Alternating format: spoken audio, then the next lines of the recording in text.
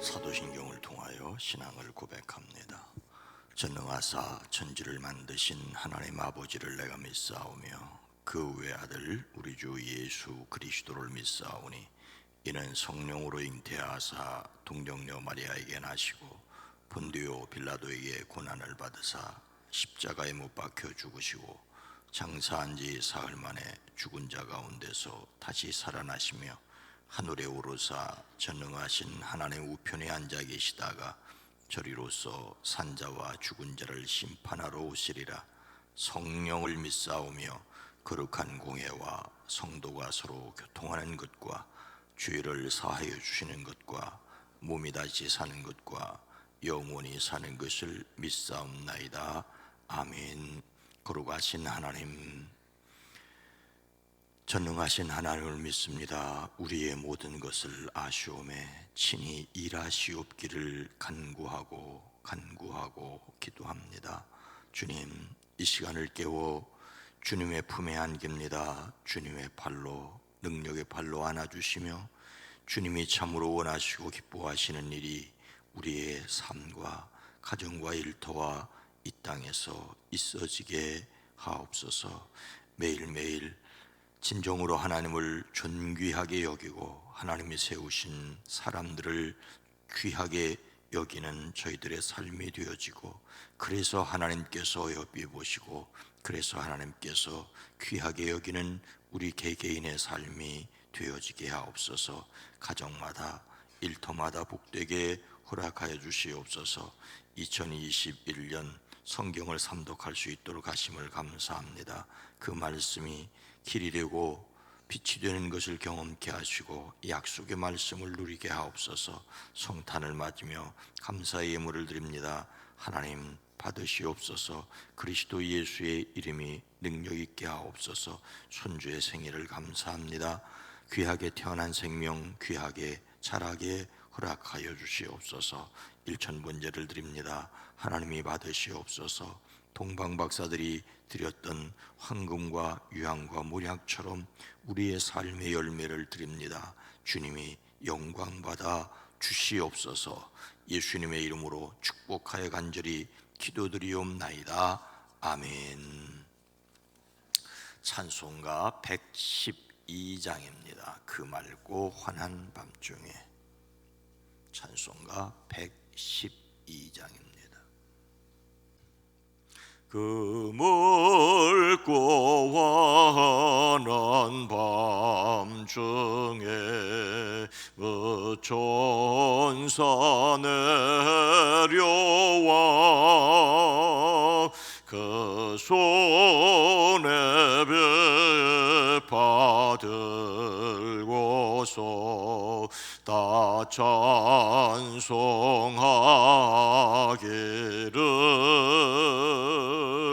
평강의 왕이 오시네 다 평안하여라. 그 소란하던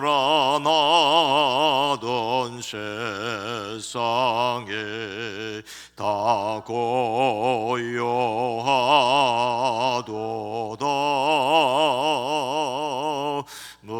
천사 날개 펴고서 이 땅에 내려와 그때에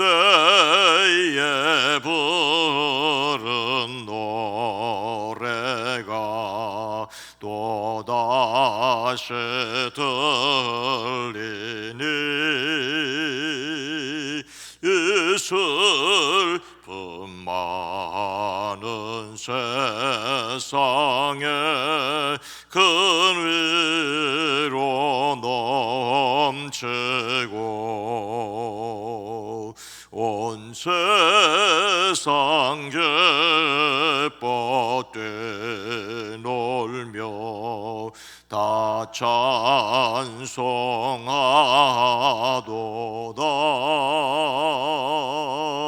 이 괴로움 많은 세상에 짐지고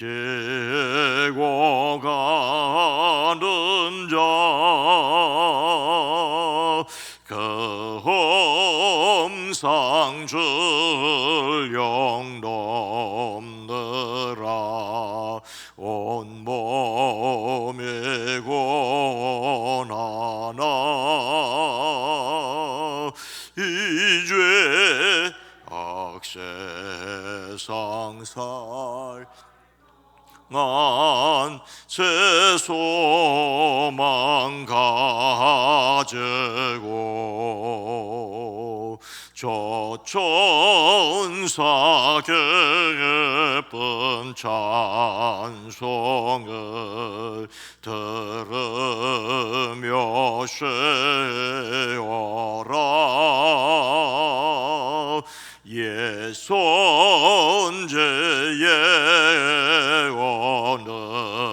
원능하여 베들레헴 성에 주 예수 탄생하시니 온 세상 그주라 조천사 기쁜 노래를 또다시 부르니 온 세상 사는 사람들 다 화답하도다. 아멘. 성경 말씀 골로새서 3장 20절 말씀입니다. 신약 성경 327면입니다. 골로새서 3장 20절 말씀입니다. 함께 읽습니다. 자녀들아 모든 일에 부모에게 순종하라. 이는 주 안에서 기쁘게 하는 것이니라. 아멘. 오늘도 그리스도 예수 안에서 승리하시기를 주의 이름으로 축복합니다. 우리는 요셉의 이야기를 잘 알고 있지요. 마리아의 남편 요셉의 이야기가 아니라 형들에게 미움을 받아 애굽의 노예로 팔려갔으나 애굽의 총리가 된 그 요셉의 이야기 말입니다. 요셉은 이스라엘 야곱의 11번째 아들이죠. 아버지 야곱은 12아들을 두었습니다. 당시 문화에 따라 4아내에게서 낳은 12아들들입니다. 이것이 당시의 문화였다고 하지만 사람의 마음은 당시나 오늘이나 마찬가지입니다. 야곱은 자신이 진정으로 사랑했던 아내 라헬이 낳은 아들 요셉을 편애하지요. 요셉 위로 다른 아내들이 낳은 10명의 형들이 있는데 그 11번째 아들 요셉을 후계자로 여겼습니다. 늙음하게 얻은 아들이라고 다른 아들들보다 더 사랑하여 그에게 채색 옷을 지어 입혔습니다. 이것은 요셉을 편애했다는 말이기도 하고 후계자로 여겼다는 말이기도 합니다. 형들은 이런 그를 미워하여 말 한마디도 다정스럽게 하는 법이 없었습니다. 형들은 동생 요셉을 죽이려다가 자신의 손에 피를 묻히지 않기 위하여 멀리 애굽 노예 상인에게 팔아버리지요. 그때 요셉은 형들에게 애원하였지만 위험에서 벗어나지는 못했습니다. 멀리 애굽으로 팔려가 노예 생활을 합니다. 그 성실함을 인정받아 가정 총무가 되었으나 다시 모함을 받아 중죄인으로 다뤄졌습니다. 감옥에서 하나님의 도우심으로 간수에게 인정받았으나 그 감옥 생활은 3년 이상 계속되었습니다. 이러한 동안 요셉의 마음에 얼마나 원과 한이 쌓였겠습니까? 그는 바로의 관리들에게 자신은 이곳에 들어올 만한 죄를 짓지 않았다고 적극적으로 변명하였으나 곧바로 수용되지 않았습니다. 억울한 옥살이는 만 2년이나 그 후 계속되었습니다. 그런데 이 요셉이 어떻게 팔려가게 되었습니까? 형들이 미워하였기 때문이지만 다른 면에서는 아버지의 말을 아주 잘 들었기 때문입니다. 아버지의 말을 잘 들었기 때문입니다. 그의 형들이 아버지의 양떼를 치려고 세겜 근처로 갔었을 때였습니다. 아버지는 이 요셉을 형들에게 보내지요. 너의 형들이 잘 있는지, 양떼들도 잘 있는지 가서 살펴보고 나에게 와서 소식을 전해다오. 그때 그 가족은 헤브론에 있었습니다. 헤브론에서 세겜까지의 거리는 90km인데 요셉은 그 길을 걸어서 갔습니다. 낮에는 뜨겁고 밤에는 추운데 아마 이틀 정도는 걸렸을 것입니다. 그런데 요셉이 세겜에 가 보았더니 형들이 없습니다. 형들이 도단으로 갔다는 말을 듣고 또 한 30-40km를 또 걸어서 갔습니다. 요셉은 아버지의 심부름을 위하여 120에서 130km를 걸어서 아마도 이틀 3일은 걸렸을 것입니다. 아버지의 말을 잘 듣는 아이였습니다. 요셉은 형들을 반갑게 만나보려고 했는데 형들은 그를 보자마자 잡아서 구덩이에 쳐놓고 나중에 팔아버리지요. 아버지 야곱은 11번째 아들 요셉이 짐승에게 물려 죽었다라는 형들의 거짓말에 땅을 치며 후회했을 것입니다. 요셉을 보내지 말았어야 할 터인데, 보내더라도 다른 종들과 함께 보냈어야 할 터인데, 요셉 역시 노예로 팔리고 감옥 생활을 하면서 아버지께 안 간다 그랬으면 됐을 텐데 내가 왜 아버지 말을 잘 들어서 이렇게 됐을까 후회했을지도 모르겠습니다. 물론 성경은 그것에 대해서 기록하고 있지는 않습니다. 아버지 말을 잘 들으면 떡이 나올 줄 알았는데 매가 나왔습니다. 아니, 매보다 더 무서운 일이 벌어졌습니다. 그런데 여기에도 하나님의 섭리가 있었죠. 오랜 시간이 흐른 뒤에 요셉은 형들에게 말합니다. 당신들이 나를 이곳에 팔았다고 해서 근심하지 마소서, 한탄하지 마소서. 하나님이 생명을 구원하시려고 나를 당신들보다 먼저 보내셨나이다. 오랜 시간이 흐른 후에 요셉이 깨달은 것은, 우리 가족의 생명을 구원하시려고 하나님이 나를 앞서 보내셨다라고 하는 것입니다. 하나님이 요셉에게 갚아주셨지요. 12지파 중에서 레위지파가 하나님을 섬기기 위해서 열외가 되자 요셉의 두 아들 에브라임과 므낫세가 각각 12지파의 몫을 차지하게 됩니다. 하나님께서 이렇게 갚아주셨습니다.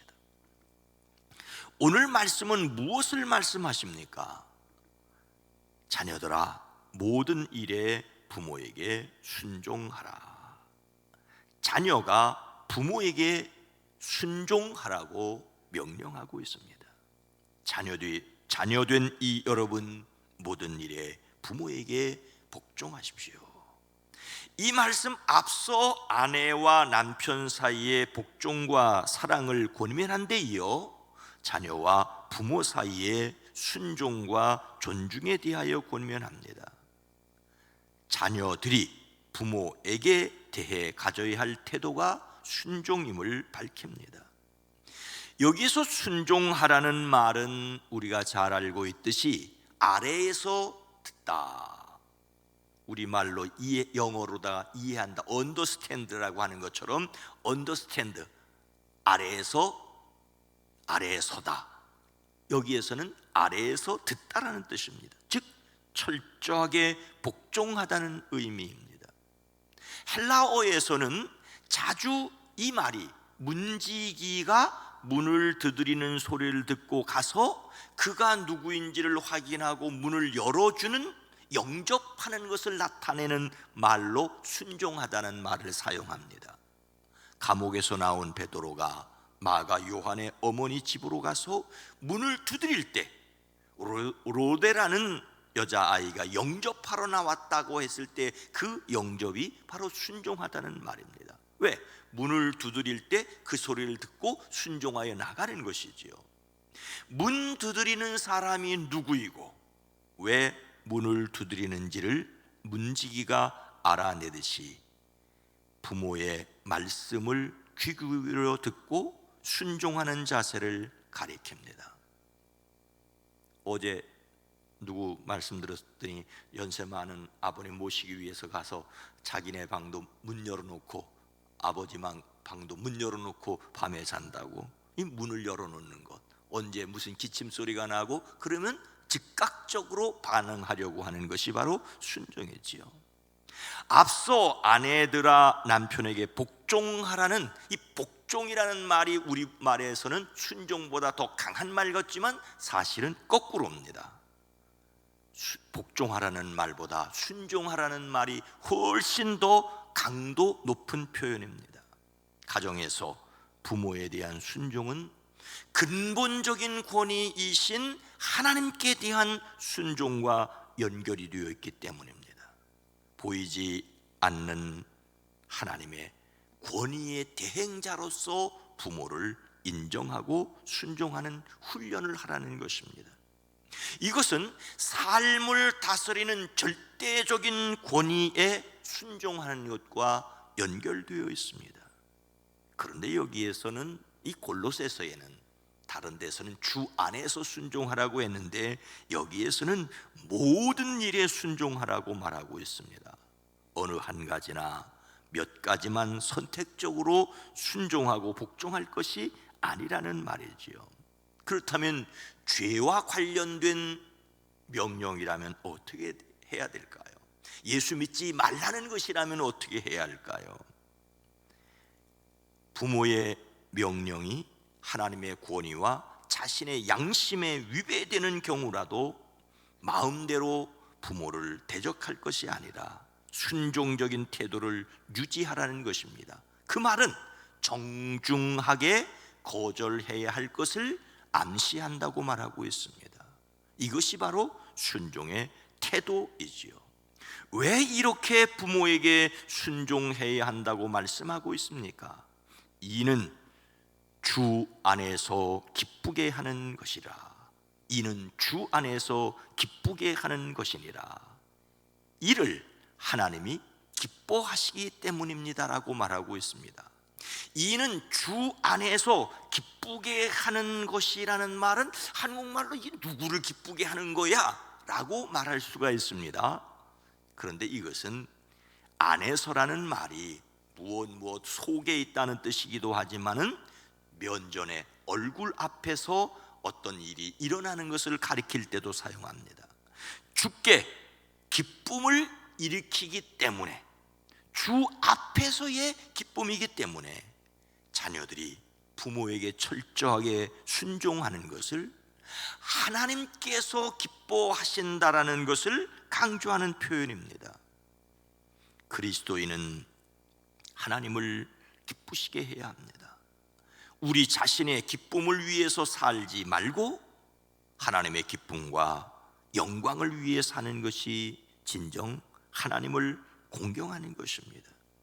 그런데 하나님을 기쁘시게 하는 것이 단지 하나님께 예배를 잘 드리는 것뿐만 아니라 자신의 부모에게 순종하는 것도 하나님을 기쁘시게 하는 것이라고 말하고 있습니다. 물론 다른 일들도 있겠죠. 겸손하고 정직하고 바르게 사는 것도 하나님이 원하시는 것이라고 표현하고 있으니까 하나님께서는 사도 바울을 통하여 로마 교회에 경건하지 않은 것이 무엇이냐를 말씀하시면서, 경건하지 않다는 것은 비방하는 자요, 하나님께서 미워하시는 자요, 능욕하는 자요, 교만하는 자요, 자랑하는 자요, 악을 도모하는 자요, 부모를 거역하는 자요 라고 말씀을 해서 하나님께서 미워하시는 것과 부모를 거역하는 자를 동급으로 말씀하십니다. 에베소에서 목회하던 디모데에게 말세에 고통하는 때에 대하여 이렇게 말씀하시죠. 사람들이 자기를 사랑하며 돈을 사랑하며 자랑하며 교만하며 비방하며 부모를 거역하며, 자기를 사랑하고 돈을 사랑하고 자랑하고 교만하고 비방하니까 또 부모를 거역한다는 것이지요. 말세의 특징 가운데 하나가 바로 부모를 거역하는 것입니다.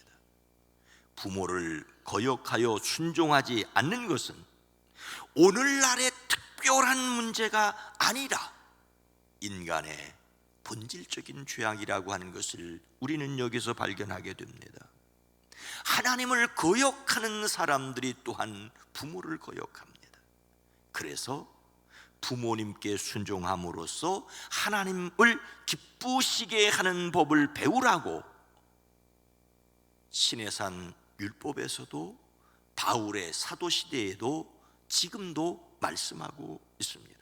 그만큼 또한 어려운 일이라고도 할 수 있고 그만큼 근본적인 일이라고도 할 수가 있습니다. 예수님을 닮는 성품 12월의 주제는 공경입니다. 예수님의 성품을 담는 공경은 내 삶에 그리스도의 성품이 드러나도록 하나님께서 어떻게 일하시는지에 관심을 가져야 합니다. 하지만 사람에게 이런 지혜가 부족합니다. 하나님의 능력으로 권위자 밑에 있어야 하는데 점점 권위를 인정하려고 하지 않습니다. 마땅히 권위 주의는 배척되어야 합니다. 그러나 권위가 사라지면 질서 자체가 무너질 뿐만 아니라 하나님에 대한 믿음이 사라지게 됩니다.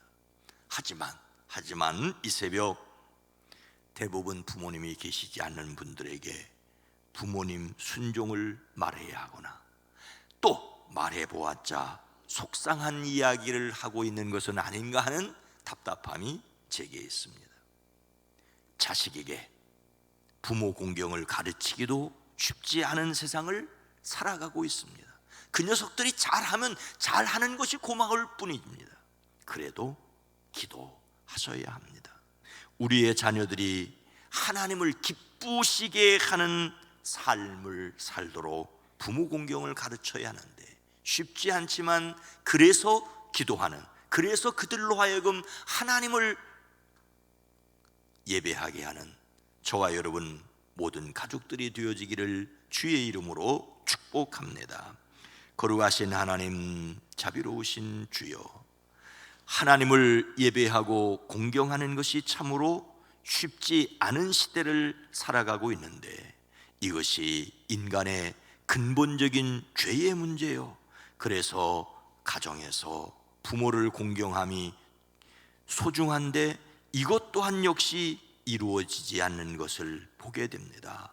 주님, 우리로 하여금 마땅히 자신을 드러내고 자랑하고 자신의 권리를 주장하는 것만 중요한 것이 아니라 마땅히 존경하고 사랑하고 공경해야 할 하나님을, 가정에서는 부모를, 그런 자녀, 그래서 더욱 자녀를 위해 기도하는 저희들 되어지게 하옵소서.